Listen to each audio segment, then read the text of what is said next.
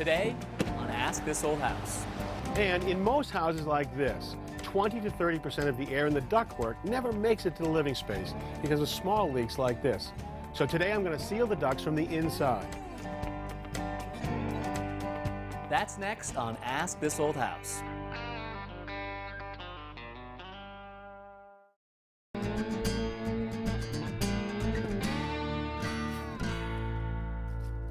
Well, Mark, your house is just beautiful. Thank you, Rishi. We love it here. So what's up?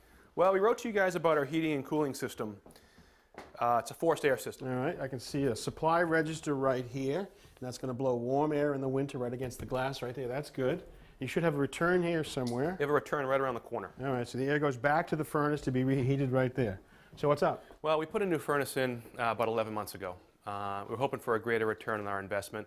Our utility bills are much higher than we thought they'd be. That's not good. No, it's not good. And you know, the other big problem here is that we'd like to see more consistent temperatures in the house. Inside the house? Specifically upstairs. Okay, well, you're not alone. A lot of people with a forced warm air system complain about being uncomfortable. Yeah, it really has been. And you know, another thing we noticed is that it's just very dusty. There's just dust everywhere. It's very annoying. Let's see what you got.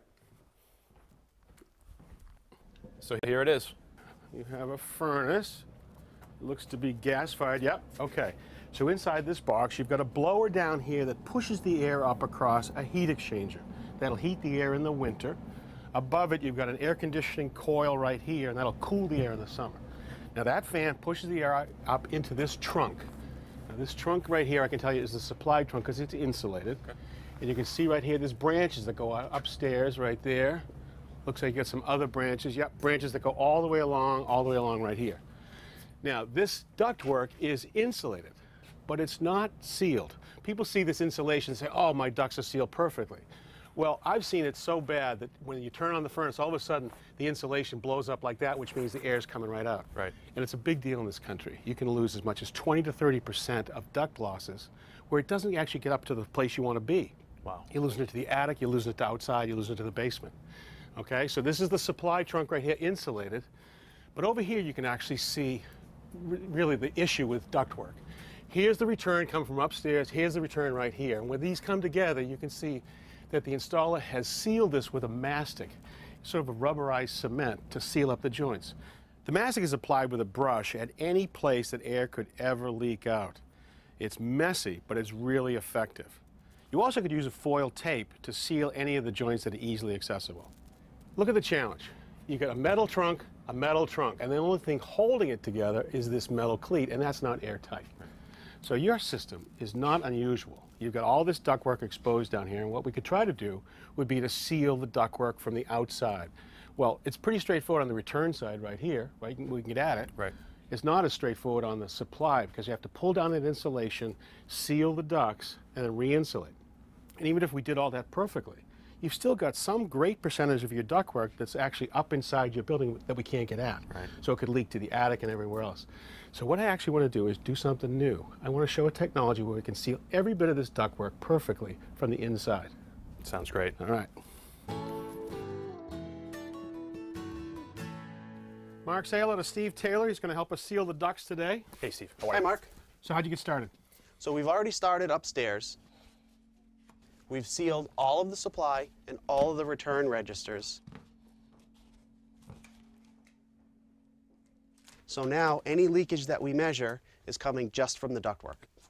Okay, great. And then you tested the ducts? We did. We ran a pre-test. Okay. So we used the fan in this box Okay. to blow air into the duct system and see how much air is going to leak out through the So that pressurized the ducts, and you got it tied into the computer here. Correct. All right, so how'd we do? We lost 307 CFM, cubic feet per minute, and that's equivalent to a hole in your ductwork of about 58 square inches. That's a big hole. Wow. So let's do the math. 307 CFM, this is a 4-ton system. That's like just under 20%, right? Correct. Okay. So 20% is not coming back to be reheated. You're heating your neighbor's house. It's unbelievable. All right, so how do you seal the ducts? Well, first we're going to start with the sealant. So that's a liquid. Is that what this is here? It is. Okay, sort of milky, sort of rubbery. Okay. So great. How do you get it into the ductwork? It's a liquid. So in order to seal the ducts, we need to do it as an aerosol. So we're going to use this sealant. We use the same fan that we used for the Yep. pre-test. Yep. We have a nozzle that injects the liquid into the duct. The small particles that are now in aerosol travels through this flexible duct here to a Y branch. Gotcha. Then it can go to the return and the supply, and we seal both at the same time. So I understand why we would seal the supply, but why do we seal the return? Well, think about it. You know, you got heated air coming out here. We want to keep that in the ductwork. Well, on the return side, it's under a negative pressure, so it's pulling air in. Remember you complained about dust? Yeah. Well, if these leak and there was any dust down here, it would be sucked into the ductwork and then distributed all into your house. Okay. So all this happens from inside the ducts? It does. We're not going to actually line all the ductwork. We're actually going to only seal where the breaches are, the breaks in the ductwork. So we might see a little bit leaking out from right here. In order to prove to you how it works, though, we're actually going to cut in a hole right here with a screen to really see it work. Great.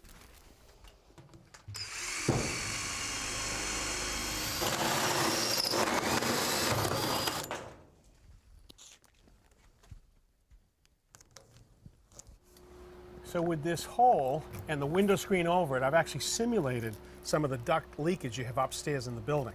So we all set to go, Steve? We are. Let her rip. So we'll activate the machine. Okay. The fan will turn on, and it'll start to inject the sealant. Here it comes.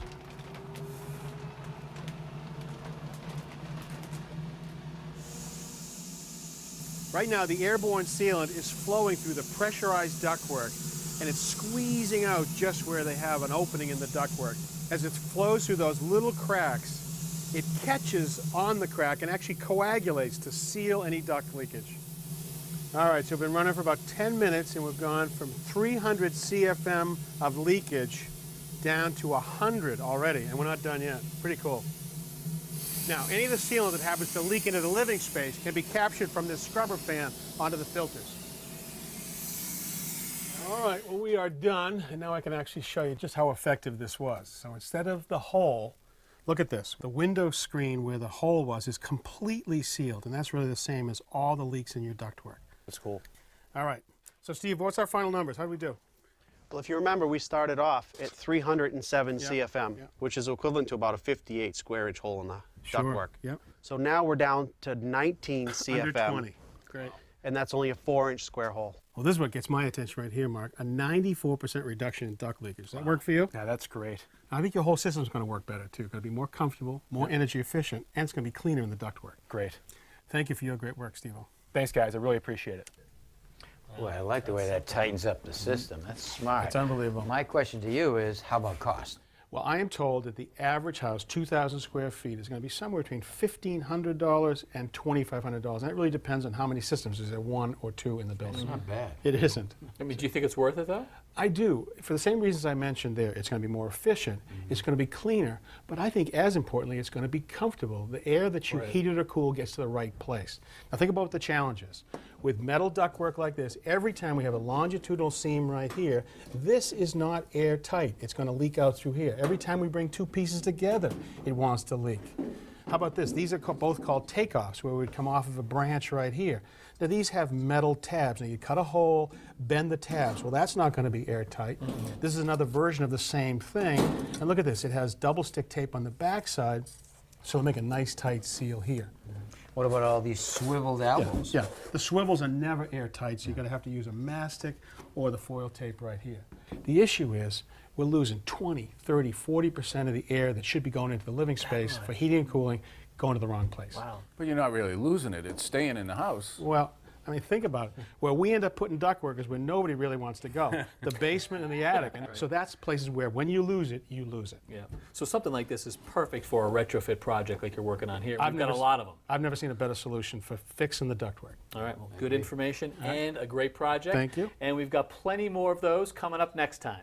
So until then, I'm Kevin O'Connor I'm Roger Cut. I'm Richard Dewey. And I'm Tom Silva. for Ask This Old House. You know, I really like this system. You have a house in mind, I know. I know you. I know you.